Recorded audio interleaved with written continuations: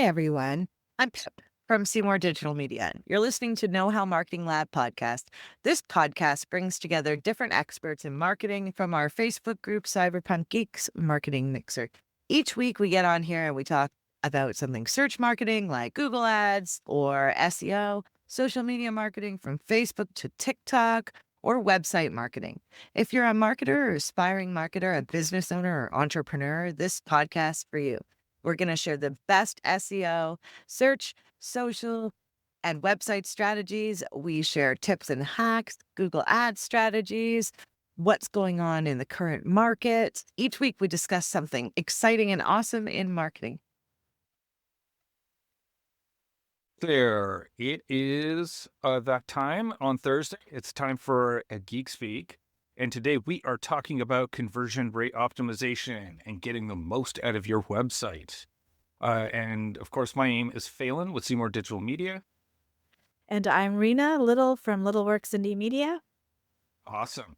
And okay, so today we're talking about conversion rate optimization, and which is really important, especially when you've got your ads humming along and you're not getting any leads, you're not making any sales. And then this is going to be going through what you can do to signals that you need to change things up, and also signals that, or tips and tricks and that kind of stuff as well.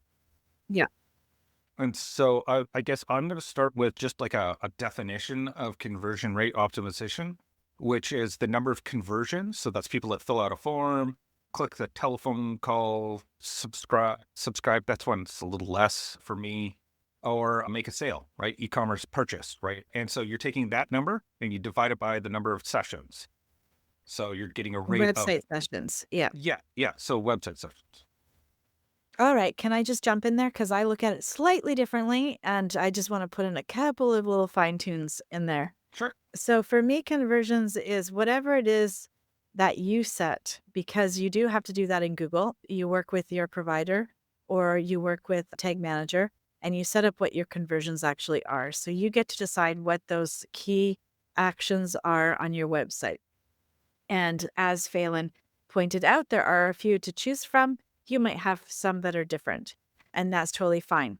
And then conversions also. So conversions are what happen on your website. And to me, those are the most important conversions. And I think, Phelan, you'll agree with me on that.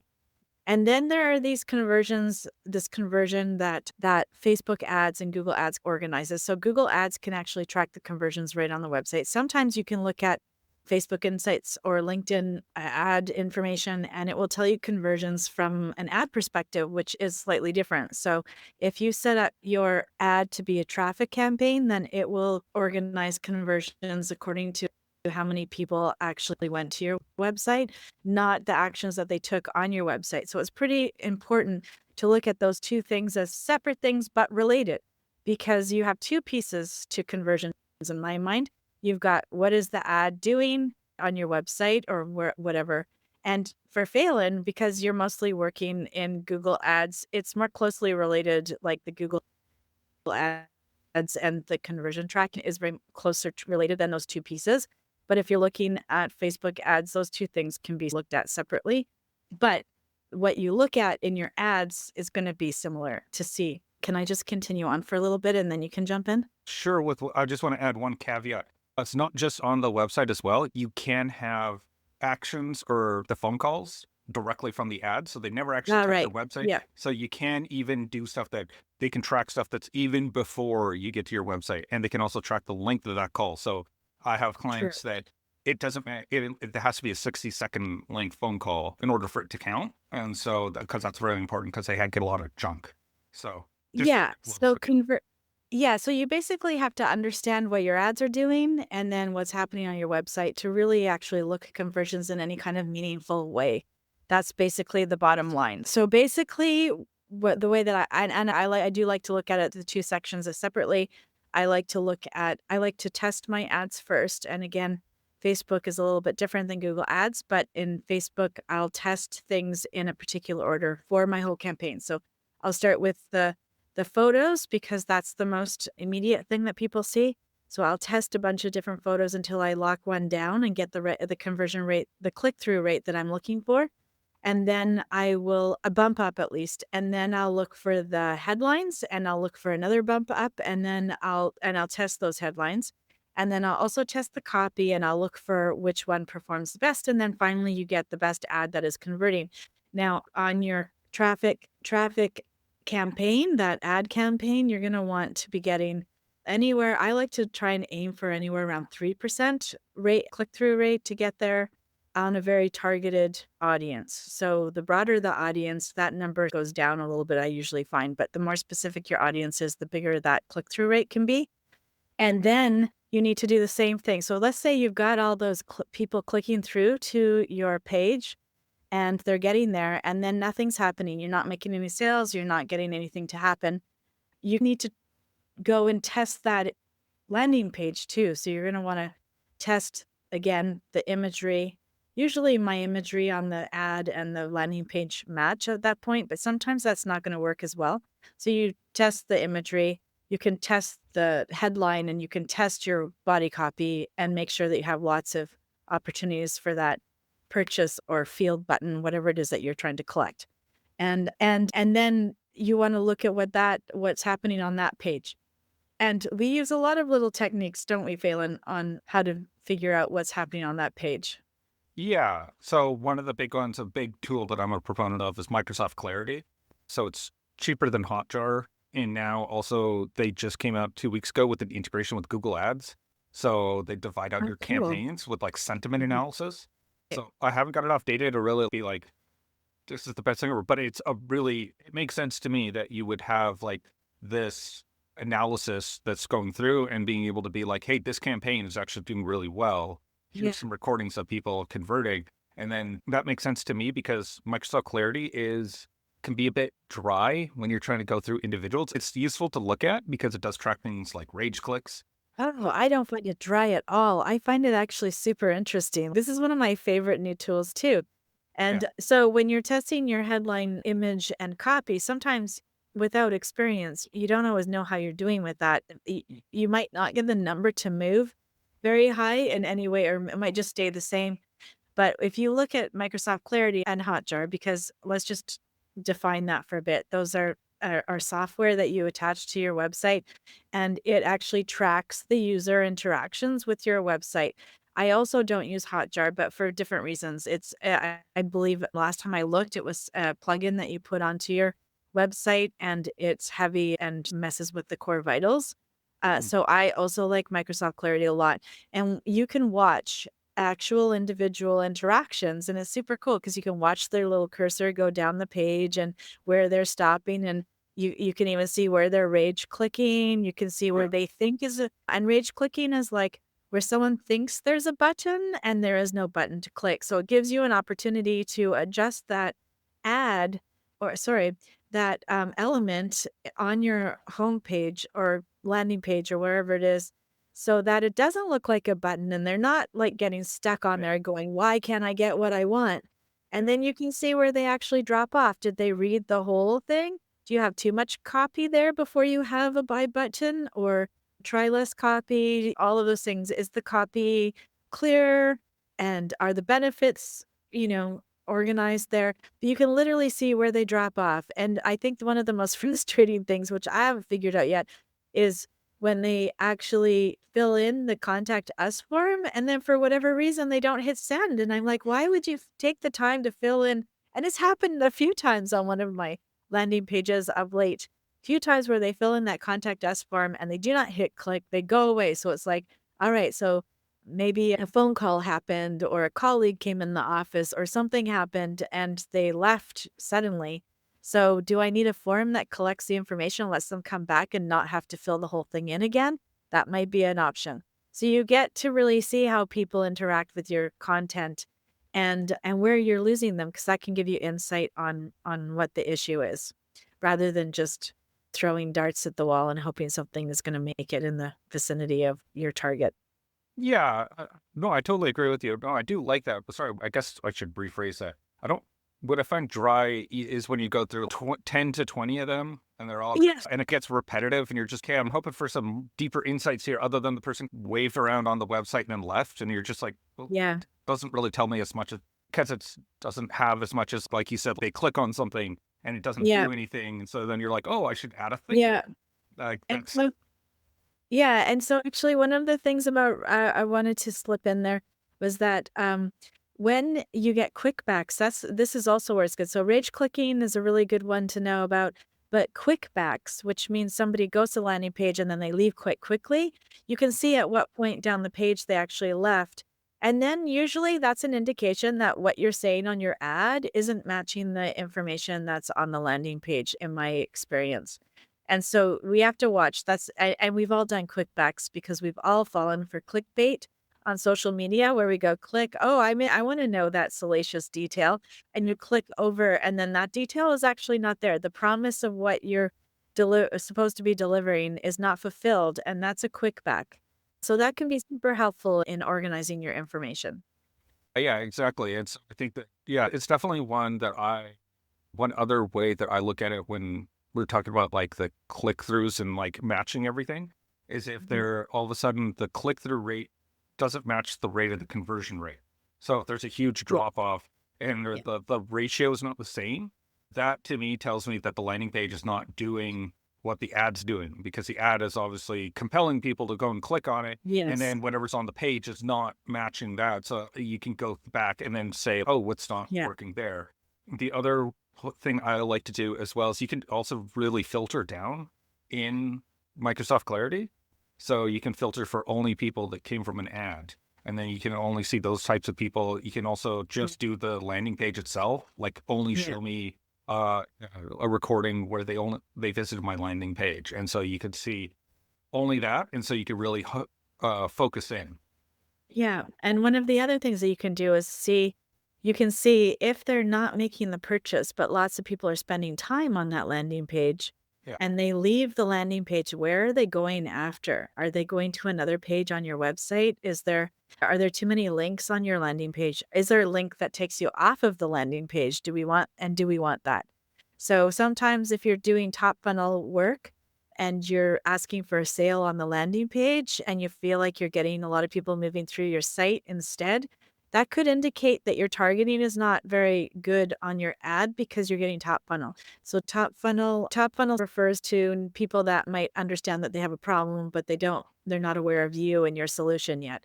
So they will circle around and do a little bit of research on this topic, but they won't make a purchase. So if that's the case, then sometimes you just need to fix your targeting or your messaging on your ad to match just what somebody who already knows about you and is familiar, wants to make a sale. Sometimes you just need to match that messaging up with your targeting to get the right results. And Pip says hi. I love that we can see that now. How Yeah. did that happen? Mhm. I That's clicked it onto the very good. podcast. Oh, that's very good. I like that. Yeah, yes, and hi, Pip. So one other report that goes off of what you just said that really helps with that I've seen before is if you go into Google Analytics and you have say you've got your conversion all set up, what you can do is there's two different reports. There's pages and screens and then top landing pages. Because what you can do is you can get a report of maybe your top landing page is not the one that's converting.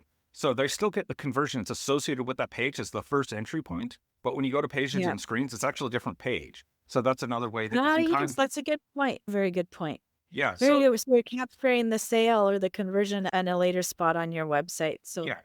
And so yeah, that's very good. yeah, so you can use that as I like to check that because there might be a differential between the two. And so Yeah. if there is, then that should indicate, then you can go into Microsoft Clarity and be like, hey, any person that landed on this page, show me their journey. And then that way you can find out like, oh, and there's also other metadata you can use with that as well. So location targeting, device targeting, maybe it's something on mobile it takes too long Yeah. to scroll. There's different ways to kind Oh of look yeah. at it. Yeah, so and that's a really important part is that if you've made your landing page all beautiful on your desktop while you're working on your desktop, make sure you're looking at it on the mobile because especially with WordPress sites, if you organize it on WordPress, and you might find that, and I found this the other day, so I was testing, created a new page, and then I looked at it on mobile, and because I had put like the text in a very beautiful spot next to a tall image over here, that meant that this space above the text was blank. So on the mobile version, it looked like the page was finished because there was too much space between scrolling. So just had Josh configure that for mobile better, style it for mobile better. So that experience wasn't there.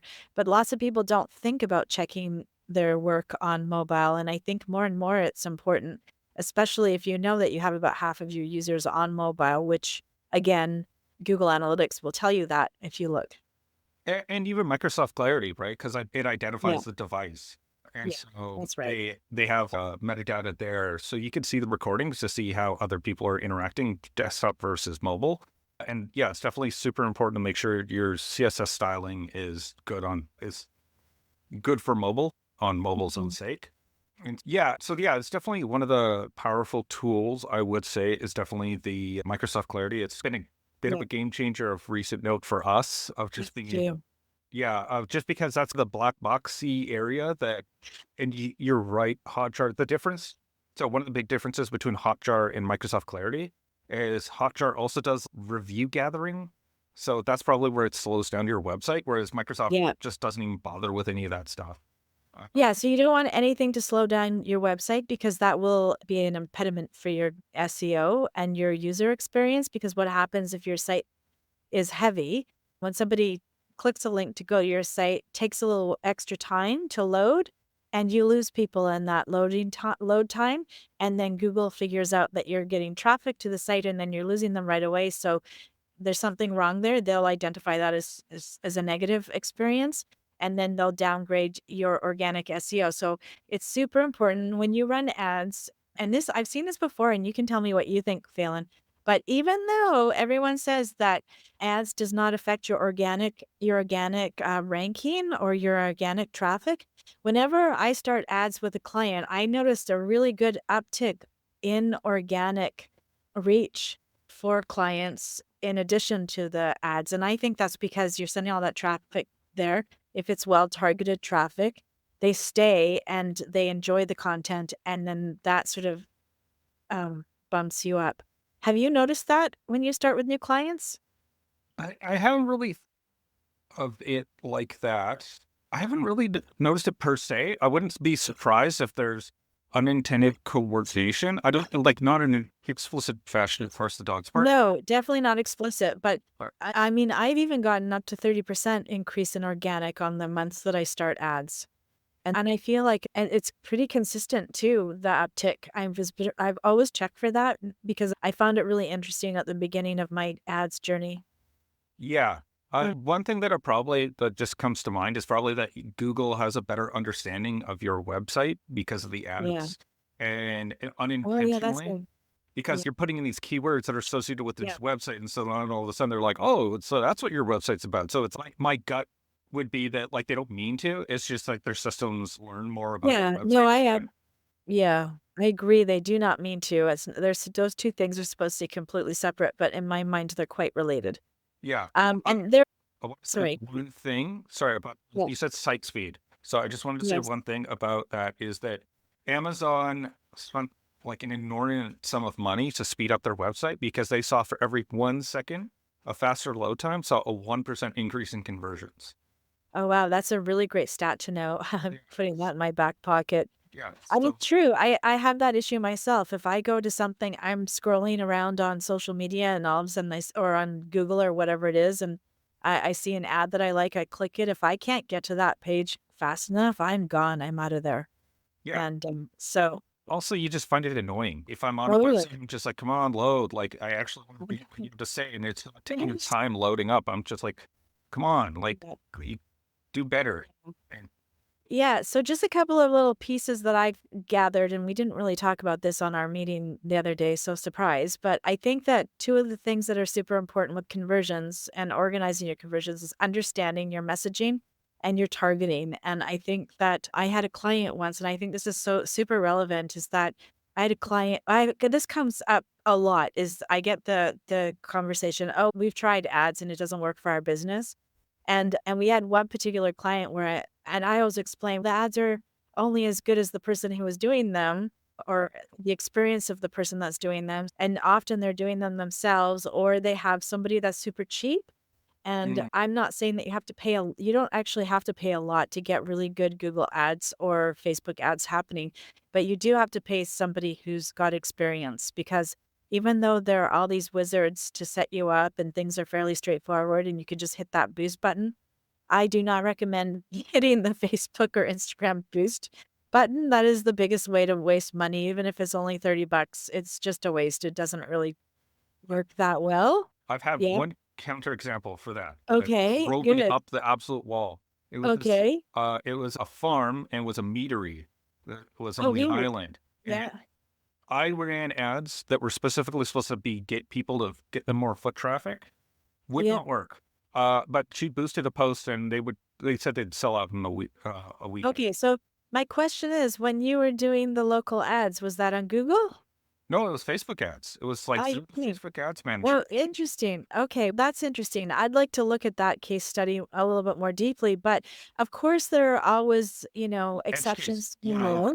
I, But but I wanted to emphasize that this was a company that sold tools, mm, and they had an online store and they had an in-person store. They were doing about 55,000, 35 to 55,000, and they were going up and down on online sales only. And I convinced him to do a really small, he was really fixated on social media, which I do a proprietary blend of Facebook ads with Google ads that work together in a very particular way. And I convinced him to do a really small, just $500. That's all we needed. And we grew that every month. It went up. There was no up and down. And even after Christmas, the January and February after Christmas were higher than Christmas. We grew those sales to 125,000 in 12 months. And that was somebody who was absolutely resistant to doing Google ads and only did them because I gave him very small package. Don't worry if your first try is not working out. You do need to give it at least 3 months to figure out Google ads, and you should probably give it a little bit more time on Facebook, about the same amount of time on Facebook. You want a minimum of $500 on each platform, because it's really hard to do much on Facebook without that kind of ad spend. And you should be seeing some results within the 3 months that show good results. And it can work for all sorts of businesses. So products are great. We use a different technique for services. Also local services, you had mentioned, Phelan. Local services are very good on ads. mhm. And tickets can be, I've also seen them flop. So it really depends, because the spread of the ticket price, and it depends on how many events you're holding as to whether it's going to work or not. And then the last part is, when it comes to photos, don't be descriptive. Lots of people like to be illustrative on their photo selection, but things that convert better are photos. They're photos of the business, branded photos of people usually. And so I don't really love stock photos, or I love stock photos that don't really look like stock photos, and animals, and ones that'll pop out, not everything that looks exactly like everything else. So those are my top things. And the targeting is the most important aspect of all ads. People will forgive your artwork and your messaging if your targeting is perfect. Yeah.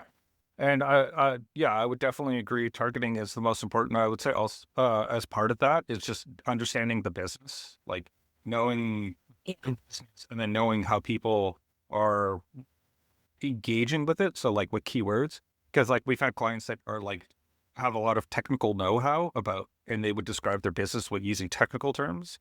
Oh, right. Most people just would say like, I don't know. Yeah. No jargon. Yeah, or jargon, they would just describe it as like what the actual thing is. And so Yeah. you got to make sure that you have a blend of that, because I've definitely had clients that were really dead set on the keywords being these really technical ones when what was coming out in the search terms were not that. It was very much people just using very different words to describe their own business. And you have to meet people Right. where they are, because that's just the nature of, you're going to want to be very exact in your language. And there's Yeah. cases where you want to do that, but there's other times where it's just they use a really basic term for it, and that actually is just as good. So that's another one. I was just going to say as well, there's plugins like W3 Total Cache are a really good free plugin for WordPress that speeds up your All right. website. There's other Mhm. ones. If you have SiteGround has like their own inbuilt one as well. That's what's amazing. And it's the first time. What is I've heard says there's some recent issues of in SiteGround right now. I can't get into details because I can't remember them, but we need to look into that. I can hear Georgie there. I know, I'm sorry. It's all good. Georgie's it's not me growl. That's not my stomach. That's my dog. Or more accurately, it is somebody else's dog that I'm sitting next to. Okay, so the other thing that I wanted to say is go through your keywords regularly and see how they're performing and remove what's not working out. So, Phelan, one thing that I like about working with you at Seymour Digital is for my clients is that we sit down and we go through and discuss what's working and what's not and how we can improve things. And I really appreciate that. I don't like suppliers that I never hear from. And I don't like suppliers that report on the number of clicks they got on an ad. That's so meaningless. That if you're only getting that information, they haven't set up the goals on Google Analytics. They're only reporting from the ad account itself, and it's not helpful. Yeah. Because one other one that goes with until you set up conversions, you don't get all these other really cool aspects like acquisition journey, where you can see all Yeah. the steps that people take. Like, for example, I worked with a private school in the East Coast, United States, Yeah. and parents would regularly like do up to 30 visits to their website from Google Organic, meaning that they typed the school in and Google went to the site, looked around, and it was not uncommon at all for them to have 30 steps before the parent would confirm. That's good to know. What good information is that, Yeah, right? exactly. And so you could also Yeah. see stuff about random parts in the journey, right? So we Yeah. can people that were doing, like I just saw one of them, a co-working client that just came on board, and I went straight there because they had their conversion set up, and I looked, and they were getting organic, MailChimp, then like their own proprietary app was the final step and when they converted. And so you could see all these Oh, like great. steps that people were taking along the journey, which is things that you're not going to get unless you've set up the conversions, because that's the only way that Google tracks these things. And so you want to have these set up just and like meaningful, like we talked about at the start. Like you got to identify the key actions on your website that this is a thing. For example, that co-working space, you can download their app or you could fill out a form. What they really cared about is when you started paying them. And so, like, when's that? How can we trigger that? All right. And so we're Yeah. looking at a Zapier that connects to their Stripe account that says to signal back to Google Analytics, hey, this person converted. Yeah. Yeah. And these are more what's the meaningful part? And usually it's some sort of people getting, if you're some sort of like home services, like you want someone filling out a form, what is even more important out of those people who actually went forward with your quote. And so Yes. that's the most important part to me. And so, Yeah. And actually, that brings up a final good point is that tracking doesn't end at your website. Tracking ends after that sale. And then it should be actually tracked in your CRM, like what happens to that person that you've converted in whatever way. What happens to them after the fact? Because only then can you organize your cost per conversion and your lifetime value of that customer, of your customers, and the average sale and all of that sort of really neat stuff that helps you identify what your marketing budget should be to keep those sales going. and also your cost per acquisition, which Google Yeah. and Facebook absolutely, if you can calculate that number and tell them what the cost per acquisition is, they Mhm. love you because that's what their systems really like working with. And then also really cool feature is HubSpot and what's that awful bloated one? The CRM, the really big one. Help me out here. So, Salesforce, yes. But both of them have dedicated. So if someone actually goes through your sales process and becomes an actual paying client, that also sends a signal back to Google Ads to say, hey, find me oh, more we people didn't like, know that. yeah, they have a dedicated inbuilt. Zapier has a connection, but it's really fidgety. I have not been able to make it Okay. work. Oh, Uh, right. So there's a good plug for working with HubSpot or Salesforce that I didn't know about. I don't particularly like those giant CRMs, but that gives me a whole other perspective, Phelan. So we should probably end it here because we covered quite a bit more than what we actually even expected to, I think. yes. And so thanks for joining us today. We are in the Business Marketing Mixer Facebook group, but you can come back wherever you're watching us now. You can come back every Thursday to see the next episode. And next week we've got Greg and Pip who will be talking about it's a guide to mastering local SEO with WordPress. So, especially if have a brick and mortar store or a service area, you want to definitely be on that call. So, thanks for joining us. See you next time.